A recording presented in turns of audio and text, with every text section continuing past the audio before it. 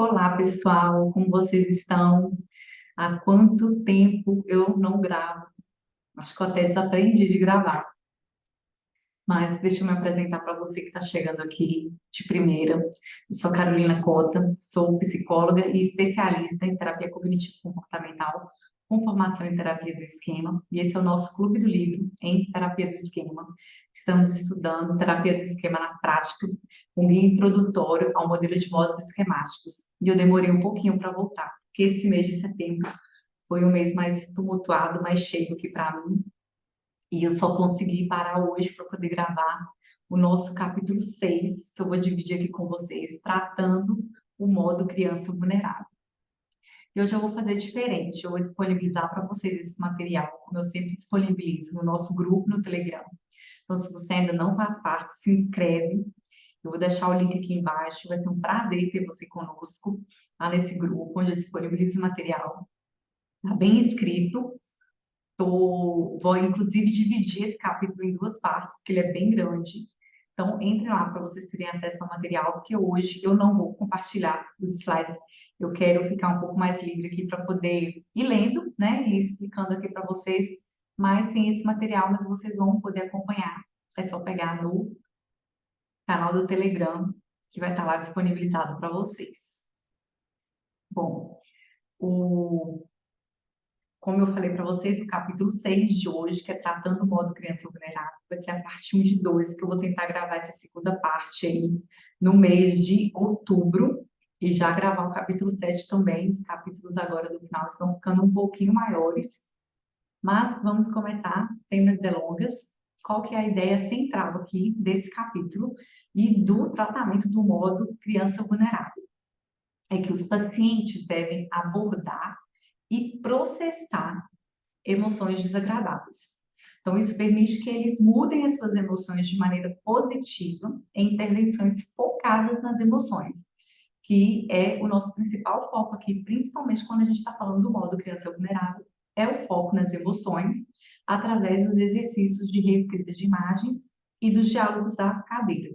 Então, a gente precisa que o nosso paciente ele entre muito em contato com a emoção e consiga processar essas emoções, tá? Então, quais vão ser os principais objetivos do modo criança vulnerável?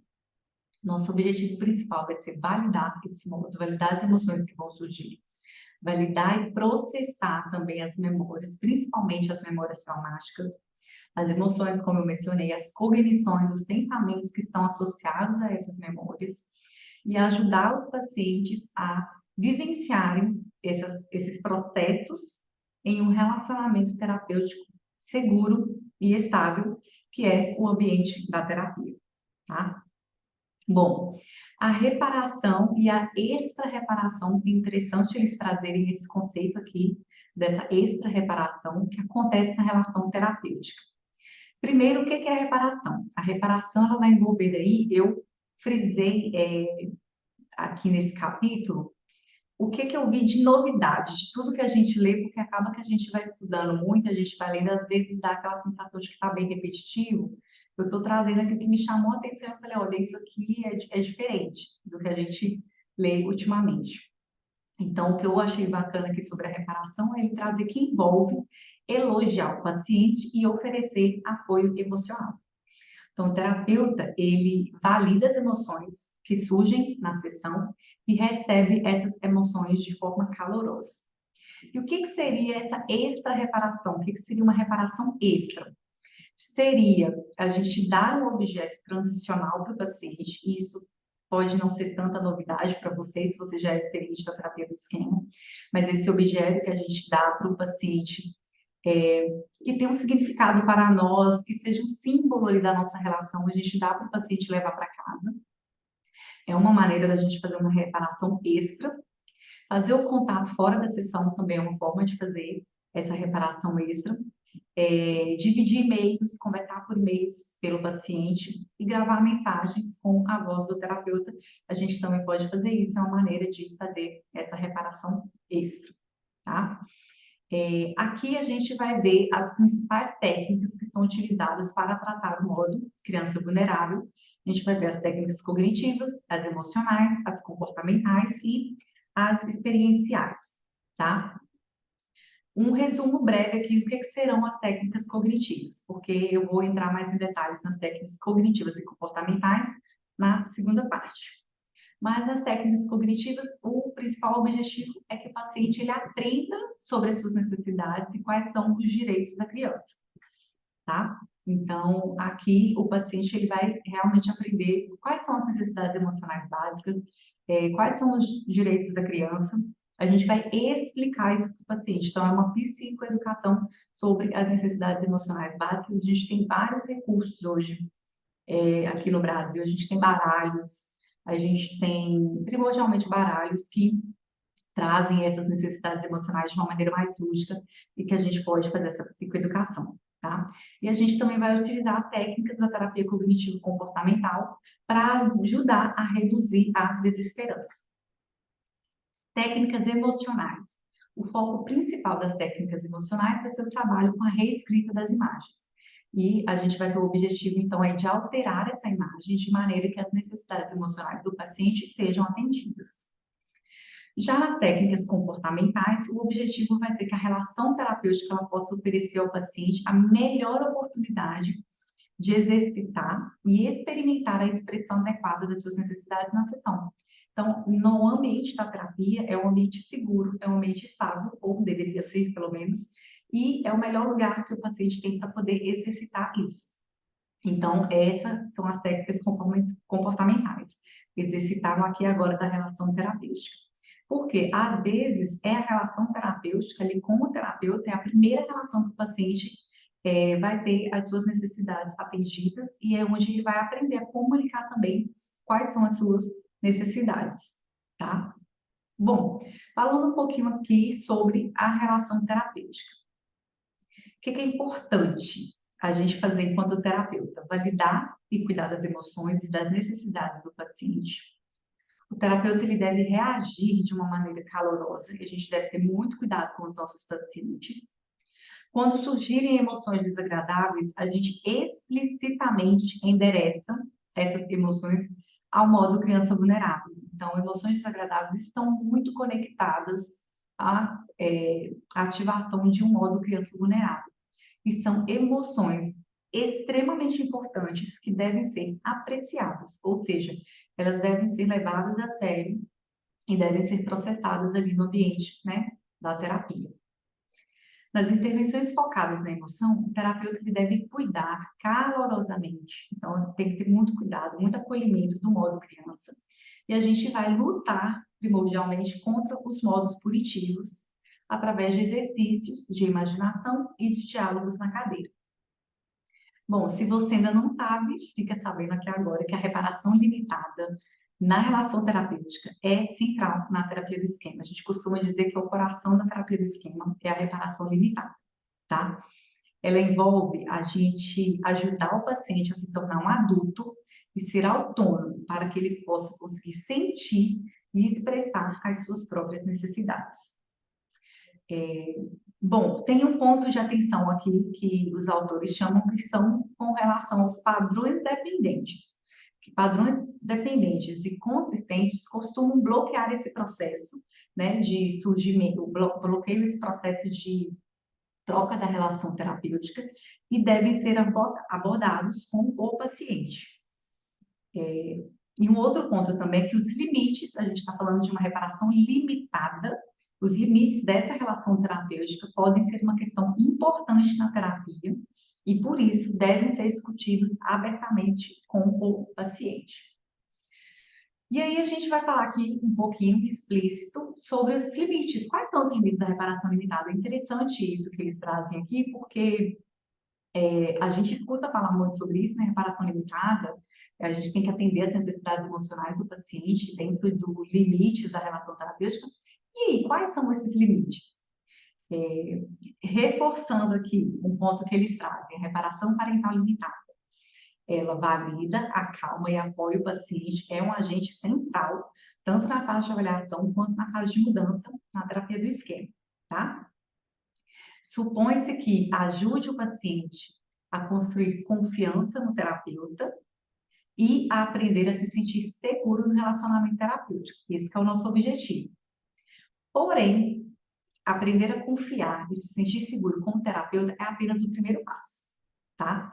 Em um segundo momento, o paciente ele também vai ter que experimentar padrões mais saudáveis em outros relacionamentos. Então, a relação terapêutica é um modelo de relação e que a gente quer que depois o paciente consiga generalizar isso para outras relações fora da terapia. Então, quanto mais o paciente ele conseguir fortalecer relacionamentos saudáveis fora da terapia, menos importante o terapeuta vai se tornar. E aqui a gente vai falar sobre a questão dos padrões de dependência, de personalidades que têm esse traço mais dependente. A gente sabe que o nosso objetivo é que o paciente se torne autônomo, que ele se torne independente. Então, é natural que a gente vá se tornando importante, entre aspas, aí, para o paciente, tá? Então, o terapeuta ele é considerado um modelo para que o paciente aborde e atenda às suas próprias necessidades.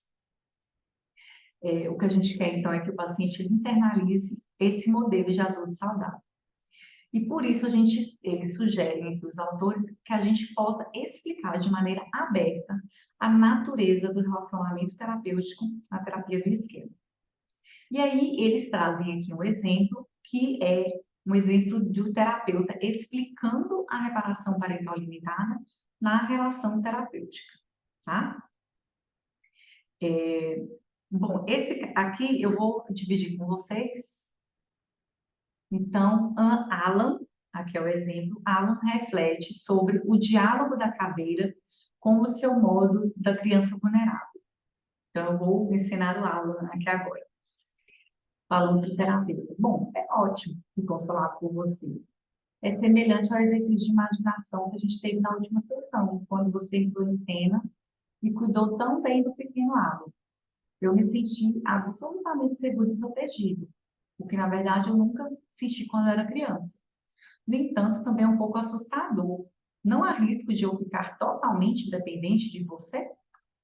Ao que o terapeuta responde.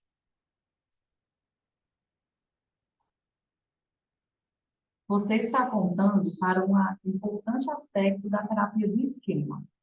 Assumimos que você não foi capaz de aprender a se sentir seguro quando era criança, pois nunca experimentou segurança, como você acabou de dizer.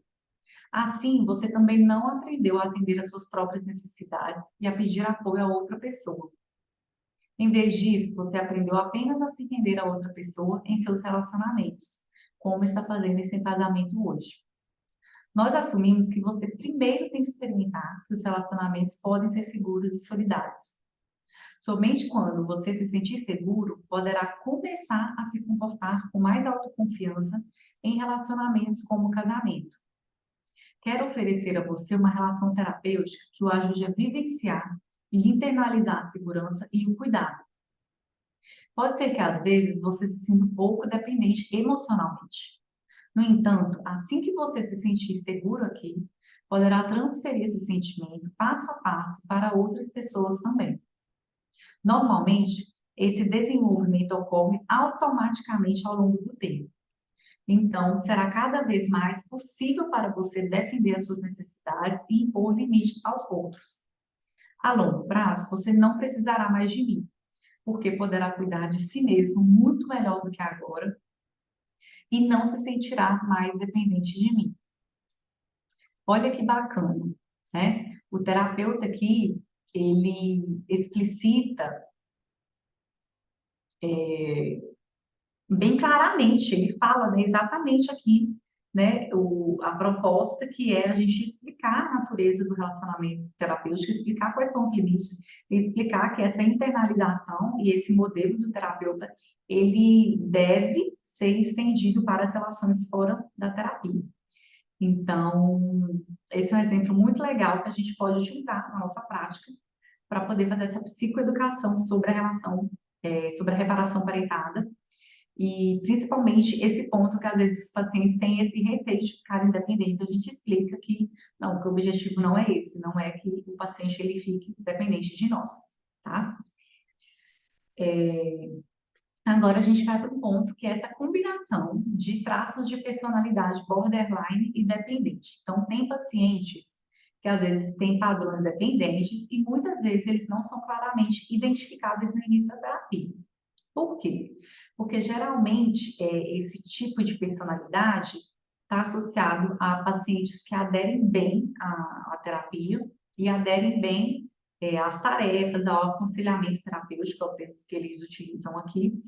E são pacientes que parecem ser mais simples, são pacientes que aderem à terapia, então a gente fala, opa, esse paciente vai ser,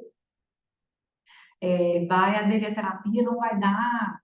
Eles usam esse termo complicado, mas eu colocaria entre aspas aqui, né? Que ele não tem paciente complicado. A gente sabe que é uma dificuldade ali da personalidade da pessoa, que são os prejuízos. Então, os prejuízos desse paciente não é tão acentuados, não aparecem tanto no início da terapia. Acho que é melhor colocar dessa forma. Então, eles reforçam isso, que a gente às vezes, né, tem essa dificuldade enquanto terapeuta de identificar, tá? Mas que é importante que pacientes borderline com padrões dependentes sejam confrontados com a sua parte.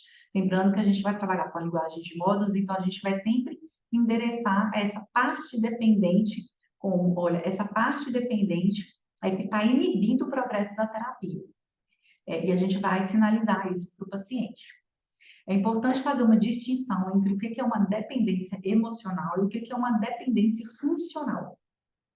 Então, geralmente, explicamos ao paciente que não há problema em que ele se sinta emocionalmente dependente do terapeuta por algum tempo durante a terapia. Isso é natural e, em alguns casos, é inclusive esperado. É interessante que o paciente ele fique dependente de nós do que de figuras que trazem mais prejuízo para ele. Isso é mais saudável, né? Só que a dependência emocional, ela significa que seria muito difícil você viver sem o apoio da terapeuta naquele momento. Essa dependência emocional significa isso. Agora, é muito importante que, ao mesmo tempo, o paciente ele se torne funcionalmente mais independente e autônomo. Então, que emocionalmente ele fique, se sinta mais ligado, mas que ele consiga funcionar de maneira independente e autônoma, apesar de sentir que precisa desse apoio do suporte do terapeuta. E ainda dentro dos limites da relação terapêutica, o conceito de reparação parental limitada, ele sugere essa proximidade, uma relação terapêutica que ela é muito mais próxima, uma relação mais próxima entre terapeuta e paciente. Só que o terapeuta ele é responsável por estabelecer limites adequados. Então, são limites que devem ser discutidos abertamente com o paciente também, tá? E aqui o que os autores trazem é que a experiência clínica com pacientes com transtornos de personalidade nos diz que limites adequados na relação terapêutica eles são vitais, até mesmo em outras abordagens terapêuticas, tá? Bom, uma regra básica na terapia do esquema é que o terapeuta ele pode oferecer qualquer tipo de apoio nas intervenções emocionais. Então, nos exercícios de reescrita de imagens com os modos criança vulnerável, qual que é o nosso objetivo? É atender na integralidade, na totalidade, todas as necessidades emocionais daquele paciente. Então, e isso é sempre utilizando a figura do terapeuta. Então, seja oferecendo contato físico com a criança, um abraço, né? Um aperto de mão, uma proximidade maior no exercício de imagem, com o objetivo de fazer essa reparação, de suprir as necessidades emocionais, seja levando essa criança, dando proteção para ela, né? Às vezes levar para casa do terapeuta, seja adotando essa criança vulnerável na família do terapeuta. Então, tudo isso é possível, esse cuidado perfeito, que ele coloca aqui entre aspas, tudo que a gente puder fazer, vai se restringir ao exercício de imaginação, né? E que supostamente eles ajudam o paciente a adquirir a sensação de segurança e fazem esse processamento emocional dos traumas na infância. Só que eles ressaltam muito aqui, e que é o ponto que eu quero chamar a atenção também, é que não é necessário e definitivamente estaria além dos limites razoáveis a gente fazer isso na realidade. Então, nos exercícios de imagem, a gente faz o que for possível para poder reparar aquela necessidade do paciente. Ainda que você pense que na realidade, mas eu não vou fazer isso, eu nunca faria isso na realidade. Pois é, na realidade não. Mas nos exercícios de imagem, a gente deve fazer o que for possível para que o nosso paciente fique com a sensação de segurança, tá? Bom, a primeira parte vai ser isso, senão eu vou me estender muito. Eu vou voltar na segunda parte aí. Se tudo der certo no mês que vem, se tudo der certo também na semana que vem, vou tentar aqui para a gente não ficar tão atrasado no cronograma.